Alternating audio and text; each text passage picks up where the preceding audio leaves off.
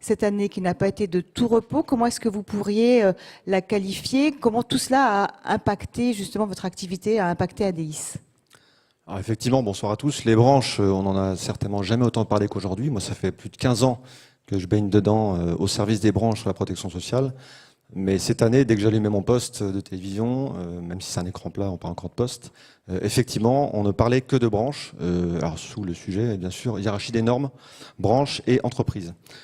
Alors nous, à notre niveau, bien sûr, on n'était pas sur ces sujets-là, mais néanmoins, avec les branches, il y a eu beaucoup d'activités. Et essentiellement cette année, ceux qui sont dans la salle en prise avec ces sujets se reconnaîtront sur la mise en place des éléments de solidarité, puisque au fond, il y a eu beaucoup de négociations en 2015. Et aujourd'hui, on est plutôt sur la mise en œuvre de ces dispositifs de solidarité, concrètement, avec assez peu de nouvelles négociations. Donc notre cœur de métier aujourd'hui s'exprime sur les actions de solidarité à décliner, branche par branche, et on va en parler ensemble. Alors justement, dans le cadre de cette mise en place, vous avez accéléré, vous avez accentué tout ce travail de développement autour de ces services de prévention. Finalement, est-ce que ça, c'est quelque chose de nouveau pour les branches ? Je pense que quand on parle de prévention, effectivement, le sujet est assez nouveau, mais la branche se prête bien à ce sujet-là. Pourquoi ? Parce que c'est un sujet qui permet de développer de l'identitaire. Et tout ce qui est identitaire dans le monde d'aujourd'hui est très important et permet, à mon avis, c'est notre point de vue, de valoriser l'activité, le travail de la branche professionnelle.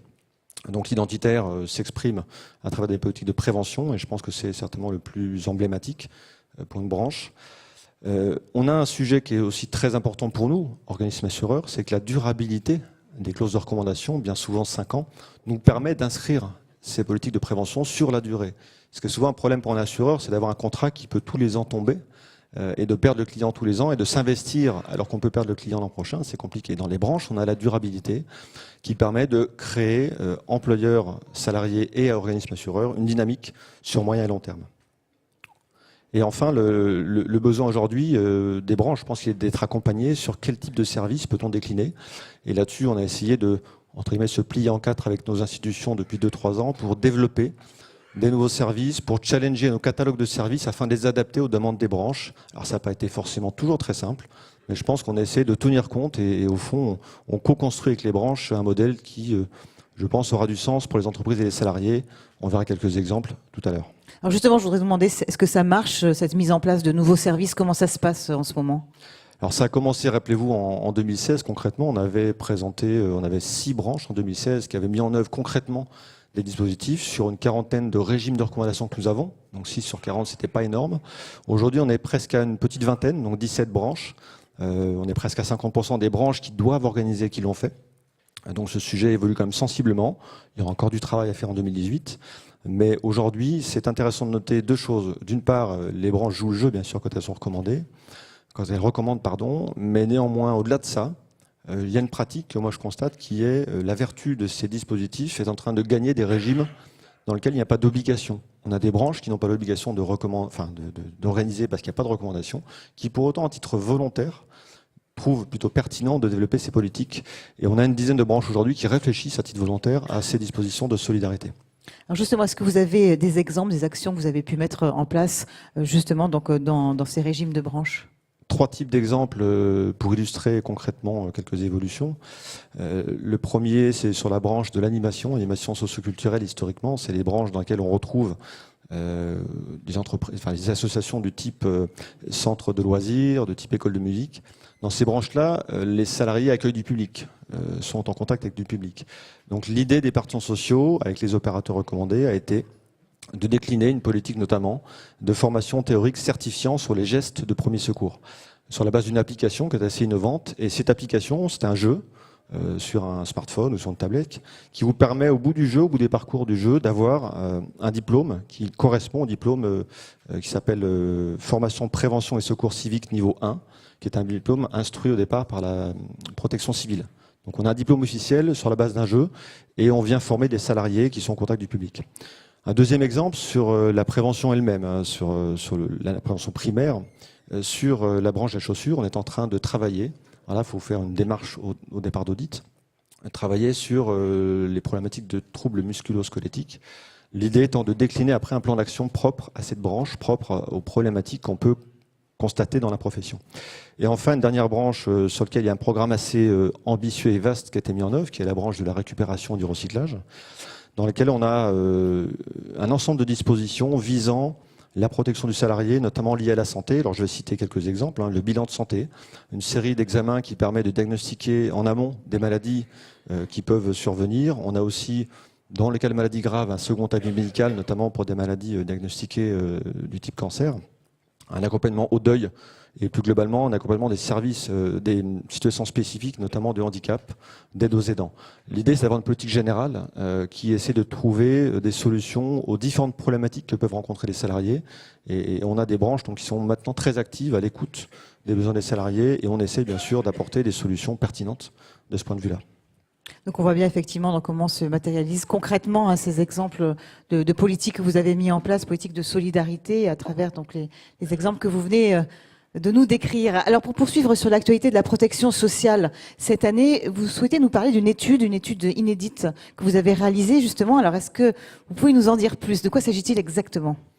Alors oui, effectivement, c'est une année un peu particulière pour nous, puisque le comité d'observation stratégique, alors c'est un peu barbare comme terme, mais c'est une instance qui fait partie statutairement d'ADIS et qui est une représentation des organisations patronales et salariées qui éclaire la gouvernance du groupement ADIS. Et dans ce comité, on a souhaité cette année faire réaliser une étude technique sur les régimes de branche. C'est de notre point de vue, on pense en tout cas, c'est une première, puisque jusque-là, on n'avait jamais eu sur le marché d'études qui comparent les régimes. C'est une sorte de benchmark permettant de voir est-ce qu'au fond, les régimes de branche sont très différents les uns les autres ou est-ce qu'ils sont assez similaires. Cette étude, vous le voyez, en termes de panel, elle est sur une trentaine de branches professionnelles. La trentaine, il y en a une quinzaine qui relèvent du périmètre d'ADI, c'est une quinzaine en dehors du périmètre, donc chez des concurrents, entre guillemets.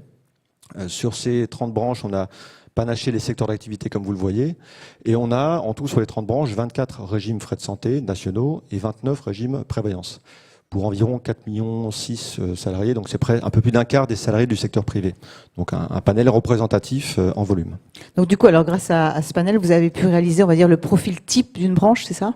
Alors oui, l'idée étant d'abord de faire un travail, pour ceux qui aiment les séries américaines, un travail de profiler, pour essayer de voir à quoi ressemble le régime type santé et à quoi ressemble le régime type prévoyance.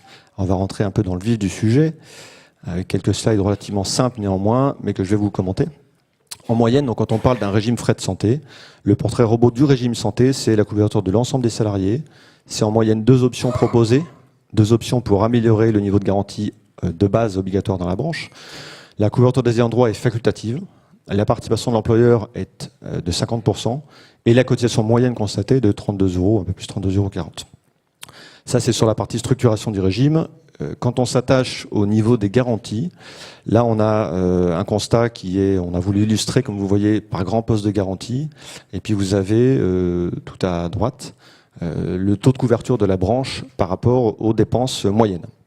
On a globalement, donc, sur les régimes en moyenne, un bon taux de couverture des chirurgies, consultations et des prothèses dentaires. On a un niveau de couverture relativement moyen, avec des restes à charge qui peuvent être assez modérés, mais néanmoins présents sur tout ce qui est champ particulière, médecine douce et optique. Et puis on a un reste à charge qui est pour le coup très fort sur d'autres postes, comme les prothèses auditives, les implants dentaires ou la chirurgie oculaire. Donc ça, c'est pour la partie santé. Voilà le portrait robotype d'un régime de branche. Après avoir analysé ces 30 régimes.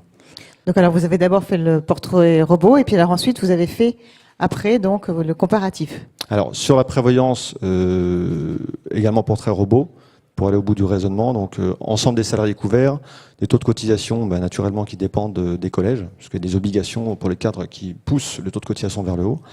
On a en moyenne une garantie d'essai en capital qui couvre 150%, donc une année et demie de salaire pour un non-cadre et 2 années et demie pour un cadre. On a bien souvent une rente d'éducation. Donc la moyenne d'un régime de branche, c'est une rente d'éducation de l'ordre de 13% quand l'enfant a 15 ans. Par contre, on a rarement des rentes de conjoint. Donc le régime type, on estime qu'il n'y a pas de rente de conjoint. Et puis sur la partie indemnité journalière, la moyenne des régimes couvre à peu près au niveau du salaire net, l'incapacité et l'invalidité. Alors effectivement, sur la partie comparaison, pour rentrer un peu dans ce que je vais vous présenter en 2 slides, on a voulu, au-delà de ce comparatif moyen, positionner les branches, enfin les régimes de branches, sur un rapport prix-prestation.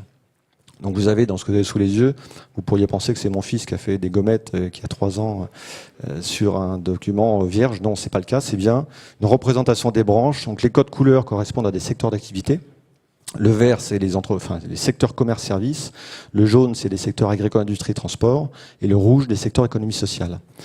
Vous avez en abscisse le niveau de prestation et en ordonnée le taux de cotisation. Alors, le constat qu'on fait, vous l'avez comme moi sous les yeux, il y a une forte hétérogénéité. D'ailleurs, au fond, il n'y a aucune cohérence. Qu'on parle de secteur d'activité, qu'on parle de taille de branche, au fond, les régimes ne se ressemblent pas du tout dans le niveau prix-prestation. On a positionné le X avec l'orange, c'est le niveau contrat responsable et nouveau ANI, socle ANI.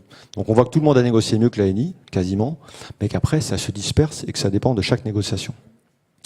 Ça c'est pour la santé, voilà, effectivement. Sur la prévalence, à l'opposé, on voit bien qu'il y a un déterminant qui est le niveau de cotisation. Vous avez à peu près les 3 strates. Une première en vert, qui est les branches du commerce-service, autour de 1% de cotisation. Une deuxième strate, c'est des branches agricole, industrie, transport, qui sont entre 1 et 2%. Et puis, un peu vers le haut, les branches économie sociale, qui consacrent un budget plus important à la protection sociale, prévoyance.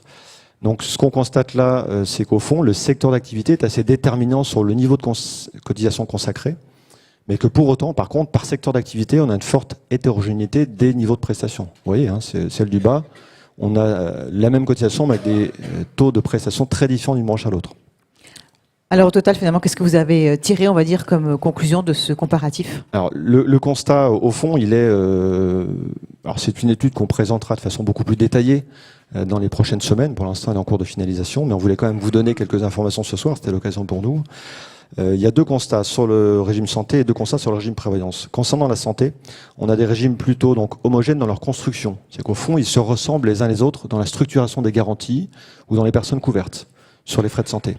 Par contre, ils sont très différents dans le niveau des garanties choisis par la branche. Et ça, c'est chaque négociation qui a créé un niveau de garantie propre à la branche. Donc structuration des régimes assez comparables en santé et niveau de garantie très hétérogène. En prévoyance, par contre, c'est très dur à comparer. Concernant les régimes prévoyance, on a une structuration qui est très différente. La structuration des garanties, notamment décès, peut varier très fortement d'une branche à l'autre. Et au fond, sur les garanties décès, arrêt de travail, c'est devenu, en tout cas, plus complexe à comparer d'une branche à l'autre que sur les frais de santé. Et encore une fois, sur ce dernier point, sur la prévoyance, il y a un déterminant fort qui est le niveau de cotisation, qui semble assez corrélé au secteur d'activité. Voilà. Donc c'est des premières tendances que nous dégageons. Bien sûr, c'est très schématique. Et vous m'excuserez le peu de temps qu'on peut passer sur ce sujet qui est au fond passionnant. On peut passer 2 heures à éplucher l'étude qui fait plus d'une centaine de slides. Mais on a voulu faire une synthèse et vous donner quelques informations. Vous aurez, dans les semaines à venir, une lettre ADIS dédiée et puis une présentation de cette étude qu'on veut publier largement, puisque c'est assez innovant de comparer aujourd'hui les régimes de branche entre eux, parce que ça n'a jamais été fait, encore une fois, de notre point de vue. Eh bien, merci beaucoup, Jérôme, donc, pour toutes ces précisions sur l'actualité d'ADIS, l'actualité de la protection sociale.